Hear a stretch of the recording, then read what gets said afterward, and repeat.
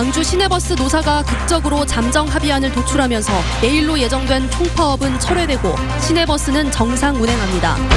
전두환 씨가 5.18 때 광주에 내려왔었다는 새로운 증언이 발포 명령자 등 핵심적인 진실을 밝혀낼 절호의 기회와 진상규명 과제를 동시에 던져줬습니다.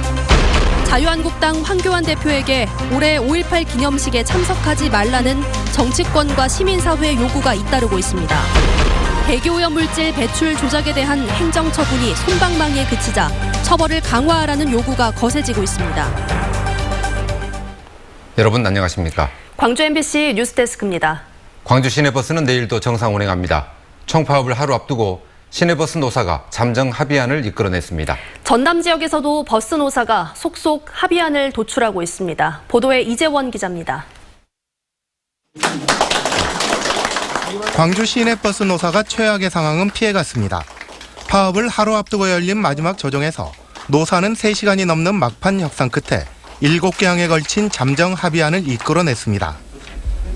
노사는 먼저 가장 쟁점이었던 대전과의 임금 격차를 줄이기 위해 해마다 8만 원씩 2년에 걸쳐 임금을 인상하기로 했습니다. 이와는 별도로 기본급도 4% 인상하기로 합의했습니다. 이렇게 되면 임금 총액 기준으로 6.4%가 인상됩니다. 낮은 임금 때문에 고통받는 우리 노동자들이 금년도 잠정 합의안으로 인해서 다른 도시의 임금 격차를 조금이나 줄여서 생활임금에 좀 보탬이 될 수 있을 거라. 또 사측은 매년 3억 원씩 3년 동안 복지기금을 확충하기로 했습니다. 하지만 15일의 법정 유급휴일 적용과 주 52시간 근로제에 따른 근무 여건 개선은 노조가 양보해 이번 합의안에는 적용하지 않기로 했습니다. 제일 약하니까 거기에 대해서 모든 사장님들이 공감대 형성을 항상 하고 있습니다. 어떻게 해서든지 근로자들한테 그래도 좋은 환경을 줘야 된다. 잠정 합의안 도출에는 5.18 기념식과 세계 수영 선수권 대회 등을 앞두고 있어 파업만은 피하자는 노사의 인식이 한몫했습니다. 여기에 광주시와 한국노총 지도부까지 막판 중재에 나서면서 극적인 합의에 성공했습니다. 특히 이런 일이 갈등이 지속되면 이게 시민의 안전하고도 이제 밀접된 관계가 있을 수 있거든요. 그래서 그런 걸 이제 저희는 크게 보고 있죠. 노조는 합의안을 이틀 동안 조합원 투표에 붙여 최종 확정 지을 예정입니다. 한편 전남 지역에서도 목포와 영암 등 10곳이 넘는 곳에서 노사가 합의안을 도출함에 따라 최악의 버스 파업은 피할 수 있게 됐습니다. MBC 뉴스 이재원입니다. 5.18 당시 미군 정보요원이었던 김용장 씨는 집단 발포가 있던 날 전두환 씨가 광주에 왔었다고 거듭 증언했습니다. 이를 뒷받침하는 정황들도 있습니다. 보다 정확한 사실 확인을 위해서 정부 차원의 진상조사가 시급합니다. 보도에 이계상 기자입니다.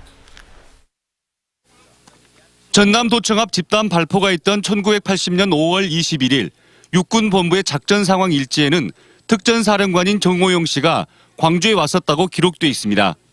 간 적은 있어요. 여러 번 갔어요. 그 전북에 있는데 가서 한번 내다보고 그냥 돌아가는 이 얘기 좀 들어보고. 또 다른 군문서엔 같은 날 정오쯤 보안사 요원 3명이 헬기로 광주에 왔었다고 돼 있습니다. 집단 발포 직전 전두환이 광주에 왔었다는 전 미군 정보요원 김용장 씨의 증언에 따르면 이들 3명 가운데 1명은 전두환이었을 가능성에 무게가 실립니다. 전두환과 정호용을 비롯한 4명이 지금의 제1전투비행단에서 회의를 했다는 김 씨의 증언도 사실일 가능성이 커집니다. 김 씨는 이 같은 사실을 담은 보고서를 작성해서 미 정보 당국에 전달했고 미 국방정보부 문서뿐만 아니라 한국 국방부에도 관련 사실을 입증할 수 있는 기록이 남아있다고 주장했습니다. 근데 거기 내용에 뭐라고 적혀있느냐면은 영어로 그렇게 나와 있어요. Authorized to shoot. 사살 허가를 받았다라고 나왔거든요. 5.18 당시 505 보안대에서 수사관으로 근무했던 허장환 씨는 계엄군이 감회장했던 시민들 시신의 지문을 확인한 뒤 국군통합병원 보일러실에서 시신을 소각했다고 증언했습니다. 당시 국군통합병원장이 훈장을 받은 것은 이런 공로를 인정받은 것이라고 주장했습니다. 우리나라에서 제일 높은 훈장의 서열 4번째인 훈장을 그분은 받았습니다. 통합병원장이 훈장을 받을 아무런 이유가 없습니다. 시민들 사이에 위장 투입돼 과격 시위를 선동하고 유언비어를 날조했던 사람들이 북한군 특수부대가 아닌 신군부가 투입한 특수요원들이었다는 것도 두 사람의 증언이 일치합니다. 5.18의 숨겨진 진실을 밝히고 책임자 처벌의 근거를 마련하기 위해서는 자신들의 증언을 뒷받침할 한미 양국의 자료를 하루빨리 확보해야 한다고 두 사람은 입을 모았습니다. 제가 써보낸 보고서들이 삭제하지 않고 원형 그대로 우리 한국 정부로 보내줄 것을 요청하는 문 대통령께 부탁을 하고 싶어 합니다. 5.18 민중항쟁의 진실을 밝혀줄 증언이 새롭게 드러나고 있는 가운데 아직 첫 발도 떼지 못한 진상조사위원회의 조속한 출범과 적극적인 의지가 절실한 상황입니다. MBC 뉴스 이계상입니다. 전두환 씨가 5.18 당시 사살 명령을 내렸을 거라는 김용장 씨의 추론에 대해서 국방부는 진상규명조사위원회에서 사실 여부가 확인될 것이라고 밝혔습니다. 국방부는 대변인 브리핑에서 사살 명령과 관련해서는 추가적인 확인이 필요할 것 같다며 향후 5.18 진상조사위원회가 출범하면 관련 내용이 확인될 것이라고 말했습니다. 올해 5.18 기념식에 자유한국당 황교안 대표는 참석하지 말라는 요구가 잇따르고 있습니다. 5.18 39주기 행사위원회와 왜곡처벌운동본부는 5.18 민주광장에서 기자회견을 열고 왜곡처벌법 제정과 조건 없는 진상조사위 구성에 합의하지 않는 이상 황교안 대표는 광주에 발을 들여놓을 수 없다고 성토했습니다. 민주평화당 5.18 역사왜곡특위의 장정숙 대변인도 5.18 가짜뉴스에 유난히 관대했고 진실 규명에는 게을렀던 황 대표의 기념식 참석을 반대한다고 논평했습니다. 임종석 전 대통령 비서실장이 국립 5.18 묘지를 참배한 자리에서 황교안 대표는 망언 문제에 대해서 분명한 입장을 밝히고 기념식에 참석하기 바란다고 말했습니다. 임 전 실장은 5.18 기념식에 오겠다는 황 대표의 결정은 잘한 일이지만 망언 문제를 국회 절차상 해결 못한다면 당대표로서 분명하게 말하고 와야 한다면서 이같이 밝혔습니다. 임 전 실장은 윤영찬 전 청와대 수석, 권혁기 전 춘추관장 등과 함께 국립 5.18 묘지와 구묘역을 참배했습니다.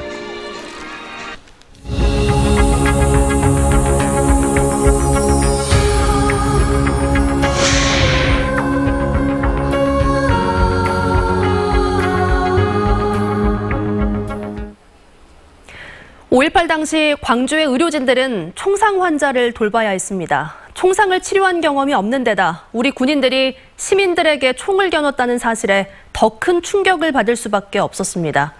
5.18 기획 연속 보도, 오늘은 송정근 기자가 전해드립니다.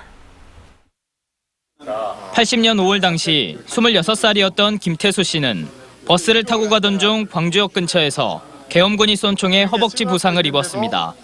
국군 통합병원으로 이송돼 치료를 받았지만 이후 총상 후유증과 정신적인 고통으로 힘겨운 날들을 보냈습니다.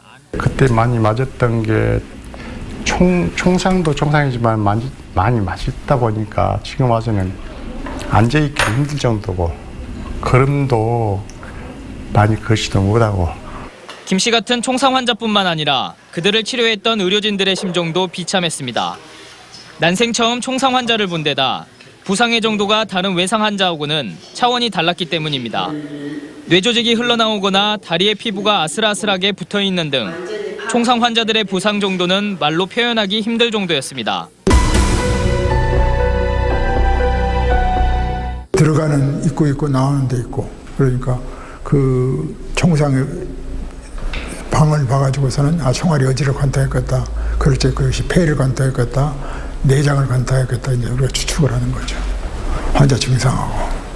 의료진들에게 가장 가슴 아픈 기억은 당시 춘태여상을 다니던 박금희 열사의 죽음이었습니다. 죽어가는 시민들을 위해 헌혈을 하고 나간 지 1시간도 채 되지 않아 얼굴에 총을 맞아 싸늘한 죽음으로 다시 병원으로 돌아왔기 때문입니다.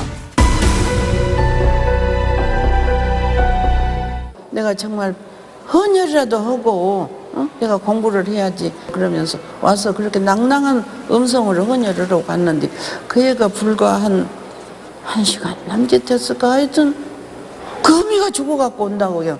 80년 5월 21일 계엄군의 집단 발포가 이루어진 뒤 밀려드는 총상 환자들로 응급실은 비어있을 틈이 없었고 병원 복도에서도 응급수술이 진행됐습니다. 의료기기들을 제대로 소독할 시간도 없을 만큼 긴박한 상황이었습니다. 정상적으로 이렇게 소독을 하고 스크럽하고 다 FM대로 그럴 수 있는 게 아니라 이거 비상사태죠. 그냥 손만 깨끗이 씻고 그냥 일단 합병증이나 후유증이 생기면 그때 처치하자. 일단 생명을 먼저 구하자. 의료진을 가장 큰 충격에 빠뜨린 건 쉴 새 없이 밀려드는 총상 환자도 끔찍한 상처도 아니었습니다. 시민들에게 총을 쏜 사람이 대한민국 군인이라는 도저히 믿기지 않는 사실이었습니다. 처음에도 저희들도 믿지 않았어요. 군인들은 절대 그럴 리가 없다. 군인들은 우리나라를 지키는 사람들인데 무슨 군인들이 사람을 죽냐. 처음에 당연히 생각을 했고 그랬는데 이제 자기 친척들이 당한 사람도 있었거든요. 1980년 5월 18일부터 열흘 동안 계엄군의 총을 맞아 숨진 시민만 124명입니다. 그리고 총검과 군봉 등에 38명이 숨지고 3,000명이 넘게 다쳤습니다. 5월 18일부터 열흘 동안 전쟁터로 변한 광주의 모든 병원엔 총상 환자들이 밀려들었고 삶과 죽음의 경계에서 의료진들은 5월 광주의 참상을 목격했습니다. MBC 뉴스 송정근입니다. 대기오염물질 불법 배출 기업에 대한 지자체의 행정처분이 솜방망이 수준입니다. 이 때문에 처벌을 강화하는 내용의 법안이 발의돼 있는데요. 지역 정치권과 시민단체는 하루빨리 법을 개정하라고 촉구하고 있습니다. 문영철 기자의 보도입니다. 전라남도가 행정처분을 통보한 사업장은 현재까지 15곳. 수년 동안 발암물질까지 무단으로 배출했지만 업체에 내려진 조치는 과태료 200만 원의 경고 처분이 전부입니다. 이 같은 솜방망이 처벌을 개선하기 위해 최근 국회에 관련법 개정안이 발의됐습니다. 측정 결과를 거짓으로 기록할 경우 5년 이하의 징역이나 5천만 원 이하의 벌금에 처하고 2차례 이상 적발될 경우엔 30일 이상의 조업 정지가 가능하도록 했습니다. 여기에 불법 배출로 얻은 이익의 최대 10배에 해당하는 금액과 정화 비용을 과징금으로 부과하는 내용도 포함됐습니다. 측정 대행업체의 불법 행위에 대해서도 처벌 수위를 높이고 등록까지 취소할 수 있도록 했습니다. 하지만 일각에서는 과도한 조치라며 반대 입장을 보이고 있고 조만간 환경부가 발표할 종합대책과 부합할지도 아직은 알 수 없습니다. 부위에서 논의를 할 때 정부 측이 와가지고 이런 걸 고려해야 된다든지 그런 의견들을 이제 여러 의견들을 모아가지고 제시를 하거든요. 한편 지난주 여수산단 인근 주민들에 이어 지역 40여 개 단체로 구성된 범시민 대책위원회도 결의대회를 열고 본격적인 활동에 들어갔습니다. 대책위원회 역시 정부의 철저한 진상조사에 더해 엄중한 처벌과 제도 보완 없이는 이번 같은 사태가 반복될 것이란 점을 강조했습니다. 국가산단 환경예산 특별법 제정하고 처벌조항 강화를 포함한 관련법을 개정하라! 대책위원회는 대기오염물질 배출 농도 조작에 대한 처벌 강화를 위해 다음 달까지 정부와 국회 등을 방문해 관련법 개정 등을 요구할 계획입니다. MBC 뉴스 문형철입니다.